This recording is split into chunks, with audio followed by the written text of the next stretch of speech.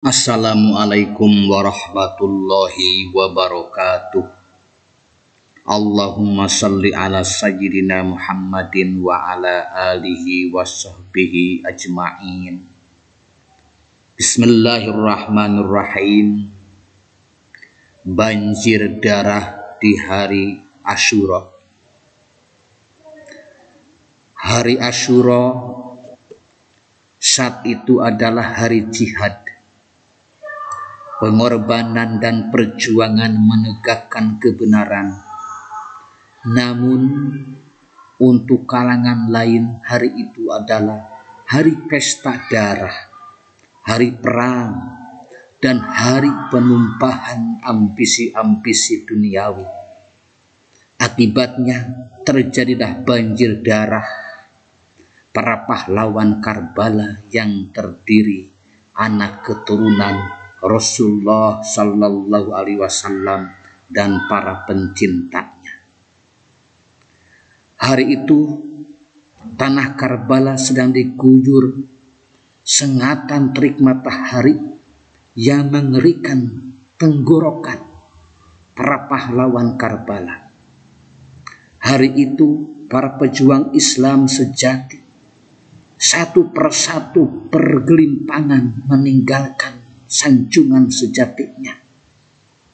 Sayyid Husain, putra Sayyidah Fatimah binti Muhammad Rasulullah Sallallahu Alaihi Wasallam, bintang kejora Ahlul Bait Rasulullah, ini akhirnya menatap pemandangan sekelilingnya. Wajah-wajah setia pecinta keluarga suci Nabi Muhammad itu sudah tiada. Dari para pejuang gagah berani itu, yang ada hanyalah ongkokan jasad tanpa nyawa. Putra Amirul Mukminin sejati itu melantunkan kata mutiaranya. Akulah putra Ali bin Bani Hashim. Dan cukuplah kiranya ini menjadi kebanggaan bagiku. Fatimah adalah ibundaku dan Muhammad adalah kakekku. Dengan perantara kamilah Allah menunjukkan kebenaran dan kesesatan. Kamilah pelita-pelita Allah yang menerangi muka bumi. Kamilah pemilik telaga Al-Kausar yang akan memberi minum para pecinta kami dengan cawan ewan Rasulullah Sallallahu Alaihi Wasallam. Tak seorang pun dapat mengingkari kedudukan kami ini. Para pengikut kami adalah umat yang paling mulia di tengah makhluk, dan musuh-musuh kami adalah orang yang paling rugi pada hari kiamat. Beruntunglah hamba-hamba yang dapat berkunjung kepada kami di surga setelah kematian. Surga yang keindahannya tak kunjung habis untuk disifati. Hari Asyura adalah hari pementasan duka nestapa Ahlul Bait Rasulullah. Hari rintihan sunyi putra Fatimah. Hari keterasingan putra Az-Zahra.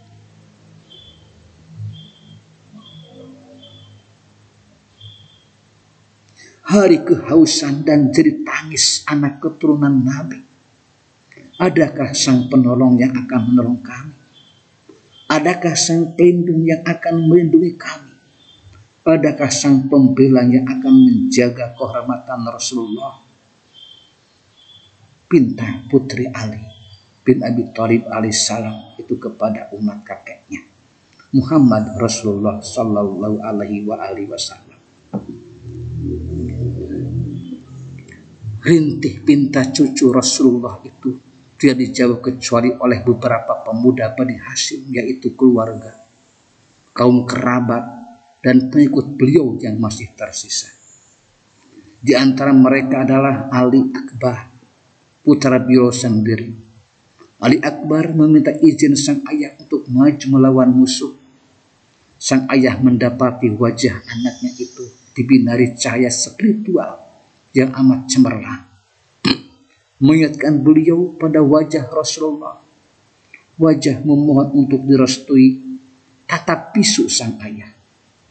hanya linangan air mata, dan tak sepatah kata pun terucap sebagai kata perpisahan untuk pemuda kesatria itu di alam panah. Demi tujuan sebuah yang salam itu harus rela mengorbankan jiwa dan raga putra yang sangat dikasihinya. Imam Hussein akhirnya mempersembahkan putra tercintanya Ali Akbar sebagai pejuang pertama Bani Hashim di Karbala. Dalam pertempurannya, Ali Akbar selalu beliau perhatikan dengan seksama dan penuh ketabahan.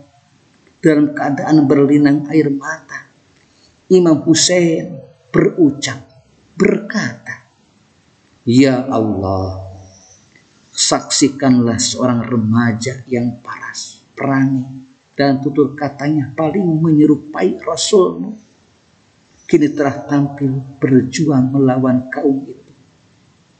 Kepada wajah remaja inilah kami memandang jika kami sedang merindukan Rasul." Imam Hussein kemudian berseru kepada Umar bin Sa'ad, "Hei putra Sa'ad, semoga Allah memutuskan hubungan kekeluargaanmu sebagaimana kamu telah memutuskan hubungan kekeluargaanku." Ali Akbar bin Hussein alaihissalam sudah ada di medan laga. Tanpa diduga pasukan musuh, mereka tercengang menyaksikan kepiawaian Ali Akbar dalam berperang. Gerakan dan ketangkasannya dalam bertempur mengingatkan mereka kepada Haidar Al-Karrar alias Ali bin Abi Thalib yang tenar dengan singa Allah. Tak sedikit pasukan musuh yang mati menjadi mangsa sambaran pedang Ali Akbar. Namun saat tangannya sudah terkuras dan jumlah musuh seakan tak berkurang, Ali Akbar sempat mendatangi sang ayah dan berkata, "Ayah, aku tercekik kehausan sehingga senjata besi pun kini memberatkanku." Ya Allah. Imam Hussein menjawab, "Tabahkan dirimu, hei putraku tercinta. Sesungguhnya Rasulullah SAW tak lama lagi akan memberimu minum yang akan membuatmu tidak akan pernah lagi merasakan kehausan." Remaja berhati baja itu akhirnya kembali ke medan laga. Namun keadaannya yang sudah nyaris tanpa daya itu segera dimanfaatkan musuh untuk menghabisi riwayatnya. Maka dari itu, kedatangannya disambut dengan hantaman pedang tepat mengena di bagian atas kepala Ali Akbar. Darah yang mengucur segera disusul dengan sambaran anak panah yang menusuk tubuhnya secara bertubi-tubi dalam kondisi fisik yang mengenaskan. Bibir Ali Akbar mengucapkan kata-kata yang dimaksudkan kepada ayahnya. "Sekarang aku sudah melihat kakekku yang sedang membawa cawan yang beliau persiapkan untuk." Ali Akbar lalu tergolek di atas kudanya yang berputar-putar ke sana kemari setelah kehilangan kendali di tengah riuhnya suasana perang. Tubuhnya yang sudah mengenaskan itu masih sempat dihantam senjata dan dipanah saat kuda yang tak terkendali itu bergerak di sekitar pasukan musuh. Di saat itulah sambil memanfaatkan sisa tenaga dan napasnya, Ali Akbar berucap lagi, "Salam atasmu wahai ayahku. Sekarang aku sudah menyaksikan kakekku Rasulullah. Beliau menyampaikan salam kepadamu dan bersabda, cepatlah datang kepada kami." Kata-kata yang didengar Imam Hussein ini segera disambut dengan kata-kata lantang beliau, Allah akan membinasakan kaum yang telah membunuhmu. Hei orang-orang Kufah, aku berharap mata kalian kelak akan dipedihkan oleh tangisan. Dada kalian akan dibebani rintihan untuk selamanya. Dan Allah tidak memberkati kalian, dan Dia akan mencerai-beraikan kumpulan kalian. Setelah memekikkan kutukan ini, Imam Hussein maju sendiri ke medan perang, menerobos dan membubarkan barisan depan musuh. Beliau mendekati kuda Ali Akbar dan menggiringnya ke tempat yang aman, lalu menurunkan tubuh penuh luka dan bermandi darah putranya itu dari kuda. Tubuh suci direbahkan dalam pelukan hangat beliau. Di situ dada Ali Akbar ternyata masih bergerak. Setengah kelopak matanya terbuka, perlahan bibirnya terucap, "Ayahku yang mulia, aku sudah melihat pintu-pintu langit terbuka. Para bidadari di surga sedang berkumpul sambil membawa cawan-cawan minuman dan memanggil-manggil diriku. Sekarang aku akan pergi ke sana dan membiarkan wajah mereka yang merindukan kedatanganku itu." Ruh Ali Akbar melayang setelah jasadnya menghembuskan napas terakhir. Kepergiannya ke alam keabadian di antara ayahandanya yang mulia itu dengan kata-kata, "Adalah sesuatu yang berat bagi kakekmu, pamanmu, dan ayahmu untuk tidak memenuhi permohonan." Imam Hussein membawa jasadnya yang penuh luka, bacokan, dan menjadi sarang anak panah itu ke arah perkemahan. Hazrat Zainab segera keluar dari dalam tenda dan menyambut jasad itu dengan jerit tangis dan ratapan. Jasad itu dipeluknya erat sambil meratap, "Oh, kemenakanku, oh putra kesayanganku." Imam Hussein alaihissalam mengantarkan adiknya itu ke dalam kemah. Orang-orang yang ke dalam kemah, orang-orang perempuan lagi lalu.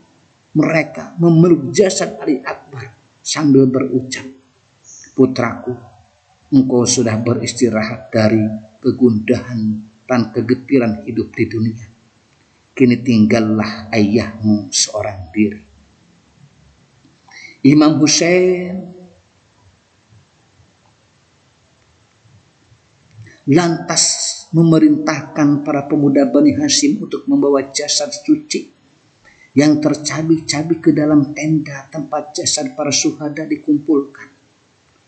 Jasad putra kesayangan imam itu diusung diiringi dengan kata-kata beliau berkali-kali, "Inna lillahi wa inna ilaihi raji'un." Dengan hati pilu, putra Ali bin Abi Thalib ini berkata dengan nada tinggi kepada Umar bin Sa'ad, "Tahukah kamu apa yang akan terjadi nanti denganmu? Allah pasti akan membinasakan keluarga dan keturunanmu sebagaimana kamu membinasakan keluarga. Sebagaimana kamu tidak mengindahkan kekerabatanku dengan Rasulullah, Allah tidak akan memberkatimu. Allah akan menguasakan atasmu seseorang yang akan memenggal kepalamu di atas tempat tidurmu."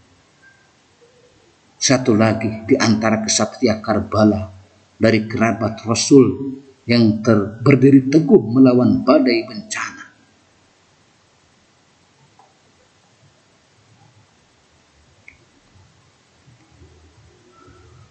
Dengan segala jiwa dan raga, ialah Abdullah bin Muslim bin Aqil.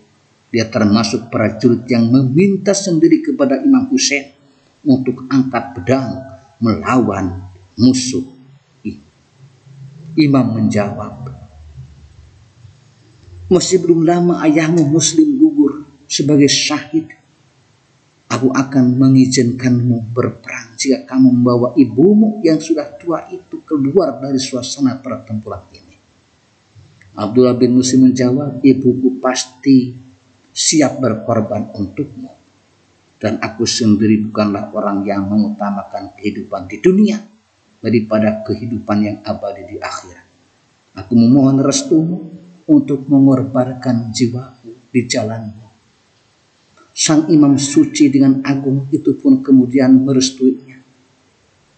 Maka dengan jiwa yang besar dan tak kenal kata gentar, Abdullah maju ke medan laga dengan tatapan yang tajam ke arah musuh yang bergerombol bak serigala kelaparan.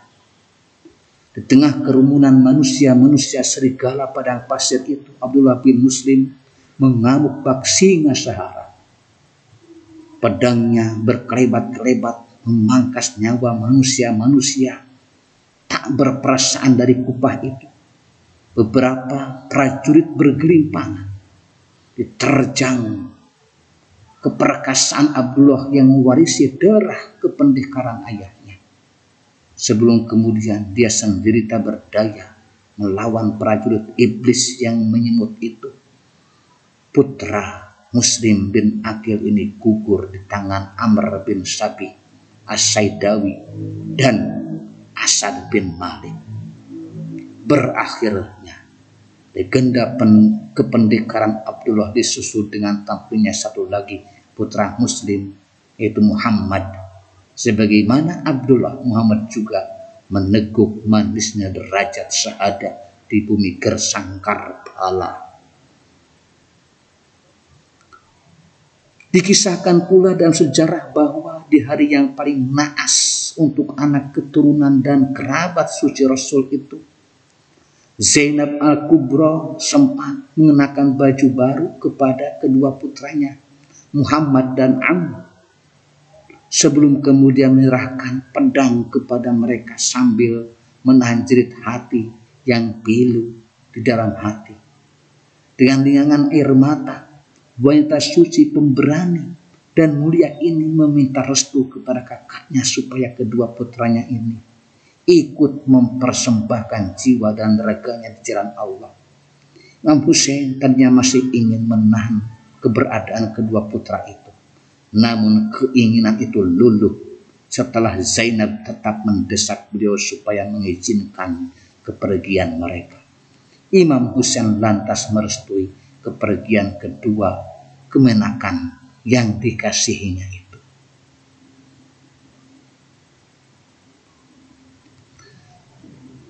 Benar, tak lama setelah itu Aun menyusul kepergian saudaranya ke alam keabadian setelah tubuhnya mendapat serangan telak dari seorang Abdullah bin Qatana.